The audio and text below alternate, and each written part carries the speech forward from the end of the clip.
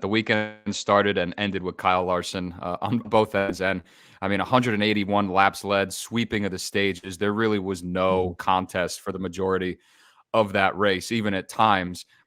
Just felt like deja vu for these guys because as soon as they got close, they just could not seem to leapfrog him. And again, we talk about one of the drivers in the world, one of the faces of the sport, and he just continues to deliver. This entire team, man, they were just absolutely perfect all day. Cliff Daniels continues to show why he's one of the best signal callers atop the pit box for this team.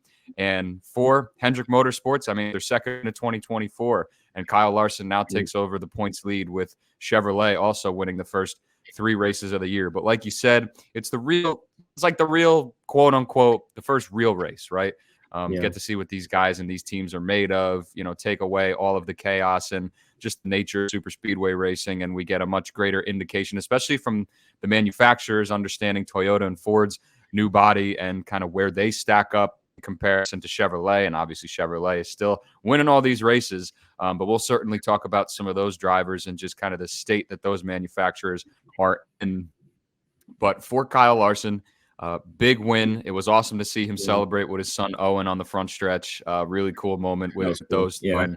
And I mean, just for Larson, you have to look at him, and we're going to be looking at him every single week as one of the front runners, one of the elite picks every single week because he can get it done anywhere. So to get it done this early and to technically go back to back Vegas. He won there in the fall. So, good stuff for him and that 5 team. And they have as much speed as they always have. And, the biggest thing is that they continue to execute and they continue to be perfect.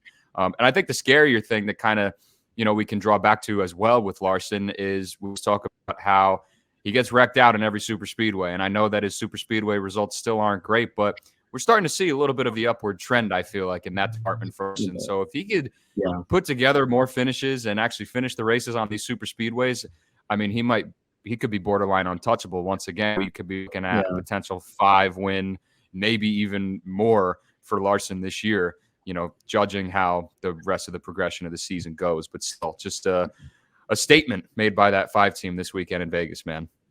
Yeah, I think a lot of what we saw in 2021, like that big comeback year, 10-win season, it's nearly impossible to do that. No Harvick and Truex and Kyle Busch, they've been close. They've been around 8 or 9 wins, but the next gen era is just a different animal. It's a lot easier to have a DNF because of how, just how these cars, react when you hit a wall. I mean, they hold up pretty well, but then when you judge the toe link and things like that, and all the pit issues and how that can lead to problems, it's a lot tougher to close these races out.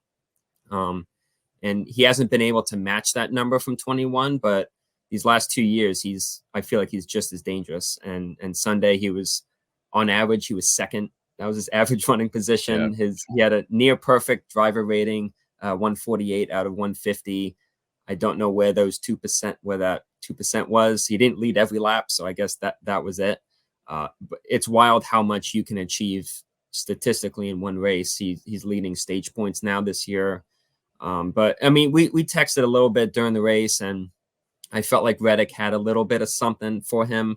I felt like a pass probably wasn't going to happen, but it wasn't a traditional runaway. Like where somebody didn't have a leg up on the guy who dominates. It kept on getting closer and closer at the end of every stage. Reddick was really closing in a little bit, really had something going on that high lane. No surprise there. And then at the end of the race, I mean, I was this close to standing up. I'm like, he was right on his bumper. And I'm like, if he judges the lanes right, and it all comes down to the aero blocking and just the lane choice and where you go with your race car. And it was just a total mind game. And I think in turn 3 and 4, Larson went high for 1 lap because he saw that Reddick had something going, and he lost half his gap. Like it killed Larson. He had to go back to the bottom. So that's when he knew he was a little bit in trouble. And man, just coming to the white, I don't know what Reddick was thinking. I mean, we say it's a mind game, so you just have to go where you think he's not going to go. And he went low behind Larson coming to the white. And I love Boyer and Harvick in the booth. I think they went, oh.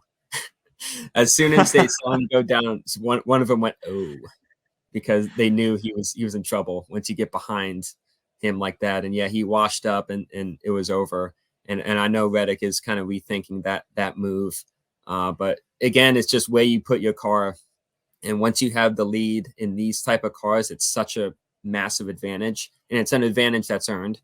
But it was a masterclass from Larson. He did everything that he should have done. We know with him, with these late races, we've seen it with Kyle Busch, we've seen it with other drivers, Hamlin. Sometimes it leads to contact, and we love that, but the drivers don't love that. And I was waiting for something to maybe happen with those two. I know Reddick usually he gets mad at himself more than he does at other people. I remember him and Chase Briscoe at the Bristol Dirt Race. They had contact and they kind of shook hands, and he was cool with it.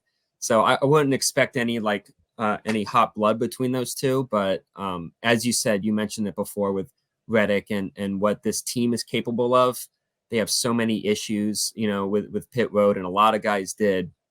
But a race like that, it's really important to get that lead, get that clean air, and just with issues that he had, and then Bubba was even bigger. It's really hard to come back from that. The ceiling is second, third, fourth, fifth, and he got about as high as he possibly could have in a situation like that.